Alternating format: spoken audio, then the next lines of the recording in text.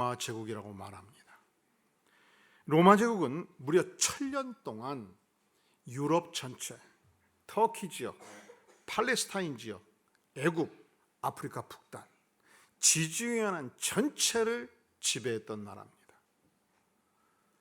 이 로마 제국은 강력한 법률 통치, 인치가 아니고 법률 통치를 이루었던 나라입니다. 그래서 이 법 격언 중에 모든 법은 로마법으로 통한다, 모든 길은 로마로 통한다, 같이 사용되는 단어입니다. 이 로마 제국은 지난 2000년 이 예수 그리스도 사후 오늘의 일까지 거대한 건축 문명을 이루었던 나라입니다. 이 로마 제국은 그렇기 때문에 무수하게 많은 유산들을 인류 사회에 남겼습니다. 이 예일 대학의 역사학 교수인 램즈 멤브런 박사는 평생 동안 한 가지 로마 제국만 연구를 했어요. 로마의 생성 과정, 로마의 성장 과정, 로마의 멸망 과정, 멸망의 이유와 그 원인 소상하게 꿰뚫고 있었습니다. 그런데 그의 인생 후반부 약 20년 동안 그 마음속에 한 가지, 이 로마 제국에 관한 질문이 끊이지 않았습니다. 풀리지 않는 의문점이 있었습니다. 그것은 이 거대한 제국이 어떻게 갑자기 AD 300년경에 기독교 국가로 바뀌었는가? 왜냐하면 이 로마 제국이 통치했던 그 지역은 무수한 잡신들이 있던 지역이었습니다. 이 그리스 반도와 중심 세력인 로마, 이태리 반도 자체가 많은 잡신들이 있던 지역이었어요. 우리가 아는 제우스 신, 주피터 신, 비너스 신, 기타 등등의, 그런데 이 신들은 약점도 있고 인간의 모습과 신의 모습을 동시에 가지고 있는 신들이었습니다. 신들이요, 결혼해가지고 아들도 낳아요. 신들이요, 한 여자를 두 남자가 사랑해가지고 결투도 벌여요. 신들이요, 배신도 해요. 신들이 복수심이 대단합니다. 그래서 이 복수하는 신들을 달래기 위해서 신들을 위한 제사를 어마어마하게 드렸습니다. 수많은 동물들을 희생 제물로 바쳤습니다. 그런데 이 거대한 제국이, 잡신들이 우글대는 이 제국이 어떻게 어느 날 갑자기 유일신 여호와의 신을 신봉하는 국가로 바뀔 수 있는가? 이게 20년에 걸친 의문점이었습니다. 그런데 이 멤브런 박사가 고문서를 연구하는 중에 한 중요한 단서를 포착합니다. 매우 놀라운 사실을 발견합니다. 그것은 다름이 아니고 그 당시 크리스천들이 예수님을 믿는다는 것은 자기 직업을 떠나고 가족들로부터 축출당할 수 있다는 것을 의미했습니다.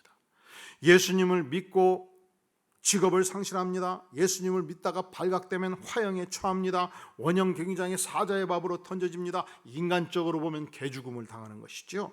저들은 정상적인 사회생활을 할 수가 없었습니다. 그래서 지하동굴 카타콤으로 들어가서 숨어 살았습니다. 아버지가 그렇게 살았고 아들이 그렇게 살았고 손자가 그렇게 살아갑니다. 그런데 저들은 주눅들지 아니했습니다. 저들은 이 신앙을 목숨보다 더 귀하게 알았습니다. 그런데 저들에게 놀라운 권세가 두 가지로 나타난 거예요. 첫째는 귀신을 쫓아내는 권세가 있었습니다.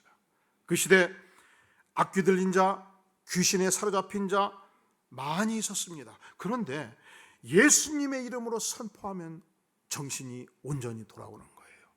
수많은 병자들이 예수님의 이름으로 선포하면 온전히 치유받고 일어서는 겁니다.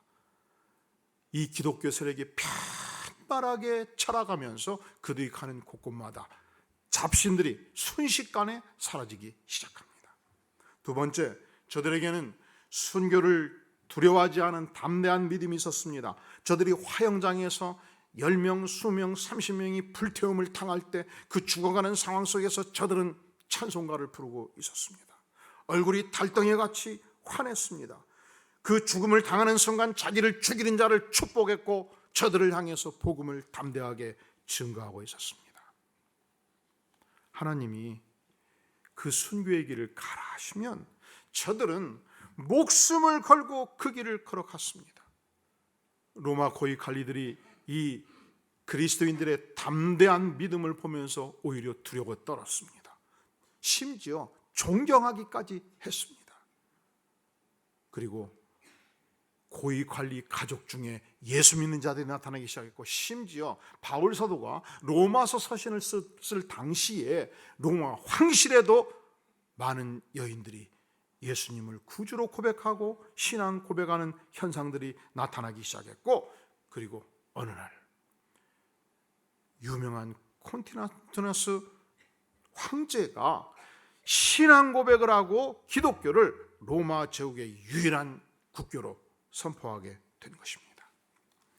우리가 예수님을 믿으면요, 예수님이 이 능력을 주셔요. 귀신을 쫓아내는 능력을 주십니다. 사단을 물리치는 권세를 주십니다. 이 권세를 언제 주셨는가? 아담이 최초로 범죄했을 때, 타락했을 때, 그때 주께서 이 권세를 주셨습니다. 오늘 말씀 3장 15절에 보면, 내가 하나님께서 너로 사단으로 상징되는 뱀으로 여자와 원수가 되게 하고 내 후손, 이 사단의 후손, 사단의 추종 세력도 여자의 후손, 여자의 몸에서 난 예수 그리스도 그와 원수가 되게 하려니 여자의 후손 예수 그리스도는 너의 머리, 사단의 머리를 어떻게 한다고요? 상하게 할 것이요. 그렇습니다. 예수님께서 십자가에 피 흘려 돌아가실 그때 그 자리에서 사단의 중심부, 사단의 머리, 사단의 헤드쿼터가 상함을 당한 것입니다. 그리고 너는, 사단은 예수님의 팔꿈치를 상하게 한다라고 성경은 인간이 최초로 타락했을 그때에 원시 복음으로 명백하게 보여주고 있는 것입니다. 예수님께서 이 땅에 오실 메시아로 이미 창세기 3장 15절은 선포하고 있고, 예수님이 오시면 이 땅에서 십자가에서 어떤 사역을 이룰 것인가? 첫째로 원수마귀, 이 악한 사단의 머리를 상하게 하겠다는 것입니다. 사단은 오늘 또 끊임없이 인간들을 공격하고 상처를 내고 죽이고자 하고 이간질을 합니다. 그러나 안심하십시오. 예수님께서 십자가에 피 흘려 죽으심으로 사단의 심장부는 타격을 받았습니다. 머리는 짓밟힘을 당했습니다. 사단이 회복 불가능할 만큼 결정적인 패배를 당한 것입니다. 사단은 으깨진 머리를 붙들고 감싸주고 최후의 발버둥을 칠 뿐입니다. 사랑하는 성도 여러분, 우리가 하나님 앞에서 주님, 주께서 이 일을 원하십니까? 이것이 주께서 정하신 일입니까? 이 일은 정당한 일입니까? 그러면 아무리 사단이 방해 공작을 해도 겁먹을 이유가 없습니다. 왜냐하면 사단은 이미 심장부가 타격을 받았기 때문에 예수 그리스도의 이름으로 용감히 싸우면 최후의 승리는 하나님의 백성에게 돌아오게 되어 있습니다. 하지만 우리가 살아가는 삶의 현장은, 인류의 역사는 일시적으로, 국부적으로 강력하게 악의 세력이 포진할 때가 있어요. 그럴 때 우리는 하나님, 내가 이렇게 처절하게 악의 세력에 포로되어 있을 때 하나님은 어디 계셨습니까? 왜 하나님은 침묵하십니까? 우리는 외칠 때가 있죠. 일시적입니다. 그것은 순간적입니다. 우리가 유럽의 역사를 보면 1930년대 독일에서 히틀러가 국민투표에 의해서 정당하게 수장이 됩니다. 그가 군대를 동원해서 권력을 장악한 것이 아니에요. 민주적으로 투표를 해서 권력을 장악합니다. 그리고 그가 강력한 국가 권력을 이용해서 유럽을 침공해 들어가요. 불란서를 장악하고 폴란드를 장악하고 마지막 영국, 바다 건너 영국을 강력하게 침공하기 시작합니다. 그 당시 불란서, 폴란드, 영국 백성들은 역사가 끝났다고 생각을 했어요. 아니, 어떻게 해서 한 인간이 인간을 600만 명을 죽일 수가 있는가? 이게 인류의 역사입니다. 이게 민중이 정당하게 투표해서 뽑은 권력의 행동이었습니다. 이해할 수가 없죠. 어찌 이런 일이 금세기에 우리에게 있단 말인가. 여러분, 광주 민주화운동 때 50명, 100명이 죽임을 당했습니다.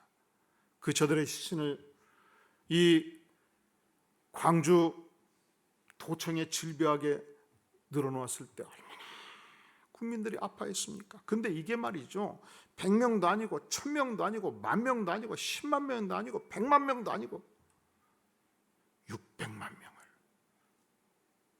가스실에서 죽였습니다. 하나님 왜 침묵하셨습니까? 하나님은 도대체 어디 계셨습니까? 이것이 우리의 인류의 질문입니다. 하지만 하나님은 우리에게 답변하십니다. 하나님은 지금도 살아계십니다. 사단의 머리는 으깨졌습니다. 그러므로 우리가 하나님을 믿고 담대히 일어서면 하나님께서 죽음을 초월하는 영생을 주시고 또한 으깨어진 사단의 권세를 이기는 능력을 주의 백성들에게 주신다고 약속합니다. 마가복음 16장 17절은 선포합니다. 믿는 자들에게는 이런 표적이 따르니 곧 그들이 내 이름으로 귀신을 쫓아내며, 예수 그리스도의 이름으로 귀신을 쫓아내는 권세들을 백성들에게 주신다고 말씀합니다. 여러분, 사단은, 귀신은 영의 세계에서 실존하는 세력입니다. 그래서 사단은 오늘도 인생들을 공략하고 핥힙니다. 정신세계를 황폐하게 만들기도 하고 엄청난 상처를 남기기도 합니다. 그런데 우리 예수님께서 십자가에서 무엇을 이루셨는가? 이 사단의 중심부에 타격을 가하셨고 상처를 주신 것입니다. 우리 예수님은 십자가에서 무엇을 이루셨는가? 우리 예수님은 십자가에서 이 땅에 고통하는 모든 인생들의 상처와 아픔을 치유해 주셨습니다. 예수님이 이 땅에 오시기 700여 년 전 이사야 선지자는 이사야서 53장 5절에서 이렇게 외치고 있습니다. 그가 찔림은 우리의 허물 때문이요 그가 상함은 우리의 죄악 때문이라. 그가 징계를 받음으로 우리는 평화를 누리고 그가 채찍에 맞음으로 우리는 나음을 입었도다. 그가 채찍에 맞음으로 우리는 무엇을 입었도다? 나음을, 치유를 받았다는 것입니다. 회복이 되었다는 것입니다. 그러므로 이 예수님의 십자가에서 치유되지 않을 상처가 없고 회복되지 아니할 허물이 없습니다. 십자가가 희망입니다. 사랑하는 성도 여러분, 우리가 인생을 살다 보면 어느 순간 너무 아픔이 커서 내 심장이 터질 것 같다, 이런 순간이 있을 수 있어요. 내가 너무너무 고통이 커서 차라리 주님, 나를 그냥 데려가 주세요, 이렇게 외치고 싶은 고통이 있을 수 있어요. 그때 우리가 어떻게 해야 되는가? 우리의 모든 상처를 치유하시는 예수 그리스도의 십자가 앞에 담대히 나가는 것입니다. 십자가의 은혜를 구하는 것입니다. 십자가를 묵상하는 것입니다. 우리의 삶 자체는 사실은 상처투성이에요. 그래서 이 유명한 정호승 시인이 그런 시를 남깁니다. 풀잎에도 상처가 있다. 뭔 풀잎에 상처가 있겠어요. 내가 상처가 깊으니까 풀잎을 보니까 그 안에 상처가 보이는 거예요. 시가 이렇습니다. 풀잎에도 상처가 있다. 꽃잎에도 상처가 있다. 너와 함께 들길을 걸으면, 들길에 앉아 저녁노를 바라보면 상처 많은 풀잎들이 손을 흔든다. 상처 많은 꽃잎들이 가장 향기롭다. 정호성 시인이 어떻게 생각하든지 저는 이 시를 통해서 그런 생각을 해봐요. 내가 상처가 깊은 만큼, 내 인생의 아픔이 너무 아린 만큼 십자가를 통해서 회복되면, 이 상처를 통해서 연단된 나의 심령이 마치 상처 많은 꽃잎들이 가장 향기롭듯이 이 땅을 밝히는 향기로운 영혼이 될 수 있다. 우리가 겪는 상처는 각자가 생각할 때 나만큼 아픈 사람이 있을까? 나만큼 가슴이 아린 사람이 있을까? 그래서 우울증에 빠지고 자기 비하에 빠지고 때로는 자해하고 자살 충동을 겪을 수 있습니다. 여러분, 예수님 자신이 가장 많은 고난받은 상처 덩어리셨습니다. 그분은 창조주셨습니다. 그분은 하나님이셨습니다. 그런데 당신이 창조한 피조물인 인생들에 의해서 체포되고 구금되고 신문당합니다. 침뱉음을 당합니다. 채찍질에 온몸을 갈기갈기 찢깁니다. 살점이 떨어져 나갑니다. 두 손 두 발을 못질을 당합니다. 숨 쉴 적마다, 횡격막이 움직일 적마다 등꺼풀이 나무에 쓸켜갑니다. 온통 고난을 받으시면서 아파하시면서 온몸에 물과 피를 쏟으시면서 서서히 죽음의 길을 가셨습니다. 그러니까 십자가의 예수님은 인생들의 모든 죄를 안고 가는 고난받은 상처 덩어리였습니다. 그러니까 우리가 아플 때 십자가 앞에 나가면 주님이 뭐라고 말씀하십니까? 내가 너의 고통 다 안다. 내가 너의 상처 다 안다. 우리 주님은 단지 상처만 받고 고통만 받으신 것이 아니었습니다. 죽기까지 하셨습니다. 그리고 죽음을 뚫고 사망 권세를 파하시고 사흘 만에 부활하셨습니다. 그 부활의 주님이 오늘 또 우리와 함께 하십니다. 심리학자들은 인간의 심리 세계를 이렇게 표현해요. 우리가 실제로 생각하는 영역, 밖으로 들어가는 생각의 영역을 10%밖에 보지 않고요, 우리 안에 잠재된 의식세계, 그것을 90%로 봅니다. 이 인간은 성장 과정 속에서 고통스러운 일을 만날 때, 견딜 수 없는 어려운 일을 만날 때 그걸 다 복부 안에 다 집어넣어요. 의식의 세계에서 잠재의식에 다 집어넣어요. 어릴 때 얻어맞은 것, 두들겨 맞은 것, 너무너무 증오했던 것, 처절하게 학대받았던 것, 심지어 부모님으로부터 어릴 적에 차별 대우받은 것, 씨암탉 잡으면 그 맛있는 닭다리 큰 것은 아버지 주고 두 번째 것은 형님 줘버리고 나는 날개 죽지 않아 주고, 이 상처가 다 들어가요. 원한까지 다 들어가요. 다 잊었죠. 그런데 유사한 고통의 상황이 전개되거나 전개될 가능성이 보이는 순간 속에 있는 게 갑자기 다 뒤집어져 나옵니다. 여러분이 출근해서 여러분의 부하 중에 상관 중에 별것도 아닌 가지고 버럭 화를 낼 때 꼭 잊지 마세요. 상처가 드디어 나오구나. 많이 아프시구나.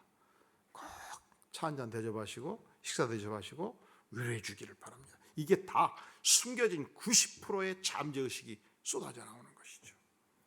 이것은 마치 호수와 같습니다. 맑은 호수, 거기에 거름덩이 던지지요. 죽은 강아지도 던지지요. 돌멩이도 던지지요. 각종 쓰레기 던지지요. 스티로폼도 던지지요. 비늘도 던지지요. 종이박스도 던지지요. 흘러갈 거 흘러가고 나머지는 다 들어갑니다. 다 속에 가라앉습니다. 산에서 내려오는 맑은 물이 호수를 채우고 또 호수에 물이 빠져나갑니다. 맑은 물이에요. 먹어도 될 것 같아요. 그런데 언제 다 드러납니까? 홍수 질 때, 태풍이 불어올 때 모든 것이 뒤죽박죽 다 뒤엎어지기 시작합니다. 호수 전체가 오물천지로 바꿔집니다. 우리의 내면 세계가 그럴 수 있어요. 우리의 잠재의식이 그럴 수 있습니다. 부정적인 생각, 파괴적이고 절망적인 생각, 각종 잡동사니가 엄청 우리 안에 숨어 있을 수 있습니다.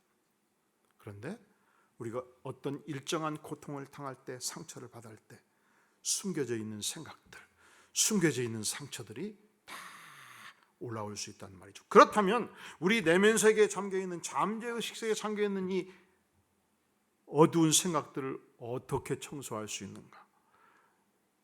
사랑하는 성도 여러분, 성령의 불이 임하면 깨끗이 녹아지고 청소가 되는 것입니다. 그런데 예수님께서 제자들을 향해서 십자가를 지시면서 말씀합니다. 내가 떠나가는 것이, 내가 십자가에서 죽는 것이 너에게 유익이라. 왜냐하면 내가 떠나가지 않으면, 내가 십자가에서 죽지 않으면 보혜사 성령이 너에게 오시지 아니할 것이요. 그러니까 예수님 십자가에 죽으셔야 보혜사 성령을 보낼 수 있다는 것입니다. 예수님께서 부활하셔서 제자들을 다시 불러 모읍니다. 말씀합니다. 너희에게 평강이 있을지어다. 그리고 뭐라고 하는지 아세요? 요한복음 20장 22절 따라해 볼까요? 성령을 받으라. 예수님께서 십자가의 죽으심으로 우리에게 주신 최대의 선물은 성령님이십니다. 믿는 백성들에게 성령의 축복을 주시겠다고 말씀하십니다. 오순절 성령 강림 때, 성령이 임하셨을 때 제자들의 심령에 불이 붙었습니다. 이 성령의 불이 제자들 가슴에 모든 죄를 불태웠습니다. 모든 상처를 녹여냈습니다. 복음 증거의 불덩이가 되도록 만들었습니다. 이 성령의 불이 1907년도 평양 장대연 교회에 임했을 때 저들 안에 있는 모든 잡동사니, 죄악들이, 상처들이 녹아내렸습니다. 성령의 불이 모든 백성들의 심령을 사로잡았습니다. 저들은 평양 시내 곳곳을 향하여, 평안도를 향하여, 함경도를 향하여 복음을 증거했을 때 수많은 교회들이 개척되었습니다. 장로교회 김육도 목사님의 심령에 이 성령의 불이 임했습니다. 가는 곳곳마다 수많은 병자들이 병고침을 받고 예수 믿는 역사가 일어났습니다. 이 성령의 불이 성결교회 그 유명한 이성복 목사님 심령에 임했습니다. 가는 곳곳마다 엄청난 부흥의 역사가 일어난 것입니다. 그분의 제자 중에 유명한 문중경 전사님이 있습니다. 이분은 시집을 가보니까 이미 남편이 다른 여자하고 살고 있는 거예요. 그래서 시어머니를 10년간 시아버지를 봉양을 했습니다. 10년을 봉양하고 나니까 이제 살 힘이 안 난 거예요. 죽어버려야 되겠다. 그래서 신안군 중도 시댁을 나와서 바닷가를 걸어가서 이제 몸을 던지려고 생각해 보니까 그런 생각이 가끔 사람이 죽어갖고 시신이 떠내려오면 동네가 놀래가지고 누군가 보고 묻어주고 그랬던 기억이 나서 나도 이렇게 죽으면 우리 시댁에 명예를 더럽힐 수 있겠구나. 우리 친정의 명예를 더럽힐 수 있겠구나. 아니구나. 그래서 생각을 해보니까 한강으로 가야 쓰겠다. 한강에서 고향까지는 못 갈 거 아니냐. 그래서 가출을 해서 목포 가서 완행열차를 타고 서울역에 내린 거예요. 서울역에서 이제 한강을 가려면 반드시 용산 거쳐야 되잖아요. 용산이 그때는 벌판이었습니다. 그런데 그 벌판에 밤이 되었는데 천막이 있었고 불빛이 보이면서 북치고 장구치고 요란했습니다. 시끄럽습니다. 죽을 때 죽을 망정 잔치는 보고 죽자 하고 천막을 걷고 들어간 거예요. 들어갔더니 저 끝에 수염이 긴 할아버지가 하얀 도포옷을 입고 불 뿜는 설교를 하고 있었습니다. 시집가서 수박 많은 자들아, 예수 믿고 예수님의 사랑을 받고 인생의 행복을 되찾아라 막 외치는데 가슴을 푹푹 찔렀습니다. 나들으라고 하는 소리구나. 그가 집회가 끝나고 이성우 목사님 앞에 무릎을 탁 꿇었습니다. 어떻게 해야 살 길이 있겠습니까? 그가 거기서 예수 믿고 이성우 목사님 부흥회를 3년을 따라다녔어요. 3년을. 여러분, 이 한 교회를 담임하는 목사는 금요일, 토요일 날 잠자기가 힘들어요. 매주 새로운 설교를 해야 되니 보통 일이. 여러분, 부흥 강사는 10편만 되면 전국을 뒤집을 수 있습니다. 찬송가 20곡만 외우면 전국을 불바다로 만듭니다. 그렇게 3년을 따라다니니 찬송을 다 외웠고 이성봉 목사님 설교를 다 외워버린 거예요. 그런데 하나님께서 너는 다른 사람 다 구원하면 뭐 할 것이냐, 너의 사랑하는 친정 시댁 가족들은 어떻게 할 것이냐? 가슴에 하나님의 음성이 들렸습니다. 이성호 목사님께 고하고 중도로 내려갑니다. 놀라운 일은요, 원래 섬지방은 남정네들이 배 타고 나가서 물고기를 잡아야 되기 때문에 많이 폭풍에 죽을 수 있고, 그래서 미신이 많아요. 배 띄우기 전에 돼지머리 잡고 절하고 전혀 복음이 없는 그 고향 땅에 들어가서 먼저 하여거부터 시작해서 노래를 10곡 20곡을 불러 제낍니다. 아주 목청이 대단했습니다. 조수미 목청이었어요. 동네 어린이부터 어른까지 다 쏟아져 나옵니다. 그때 암송했던 설교의 말씀으로 외치기 시작합니다. 복음이 능력 있게 역사했습니다. 핍박도 역사했습니다. 이 신안군의 1004개 섬을 향해서 복음을 증거합니다. 그런데 놀라운 일은 죽어가는 사람도 문중영 연사님이 주는 사탕 하나 먹고 기도해 주면 벌떡벌떡 일어나는 거예요. 귀신 들린 자도 온전해지기 시작하는 거예요. 기적 같은 역사가 일어나기 시작했습니다. 그분이 1950년도 공산당에 의해서 순교를 당합니다. 그리고 몇 년이 지났나요? 67년. 놀라지 마세요. 전 세계에서 가장 복음화율이 높은 도시가 지역이 중도예요. 지금도 95%가 예수님을 믿습니다. 왜 외지인들이 안 들어오겠습니까? 복음의 불덩이가 그곳에 내렸고 복음이 역사하니까 이 섬 지역에 새로운 하나님의 역사를 기록하기 시작한 것입니다. 성령의 불이 임하면 교만도 불태워버립니다. 불순종도 불태워버립니다. 삶의 그 어떤 저주도 불태워버립니다. 언제 이 놀라운 역사를 하나님께서 우리에게 약속해 주셨습니까? 인류 최초의 인물 아담이 범죄했을 때 희망을 주셨습니다. 창세기 3장 15절을 통해서 오실 메시아 예수 그리스도를 약속해 주셨습니다. 그래서 창세기 3장 15절을 원시복음 이렇게 표현을 해요. 원초적 복음. 이 말씀 안에 성경 66권이 들어있는 것입니다. 이 말씀 안에 예수 그리스도가 들어있는 것입니다. 예수 그리스도께서 십자가에 죽으심으로 무엇을 완성하셨는가? 첫째로 우리를 공략하는 사단의 권세를 꺾으셨습니다. 십자가의 죽으심으로 무엇을 완성하셨는가? 인간의 그 어떤 상처도 고통도 아픔도 십자가에서 녹여내리셨습니다. 십자가에서 무엇을 이루셨는가? 십자가의 죽으심으로 우리에게 뜨거운 성령의 불을 주셔서 모든 인간 안에 있는 쓰레기들을 불태워 주시고 이 복음을 능력 있게 증거하는 생명력을 우리에게 주셨습니다. 사랑하시는 성도 여러분, 복음이 뭘까요? 바로 이것이 복음이에요. 예수 그리스도, 그분의 십자가. 이 복음의 축복을 충만히 누리는 복된 백성 되기를 주의 이름으로 축원합니다. 기도하시겠습니다. 주님, 상처가 죽을 만큼 아플 때가 있습니다.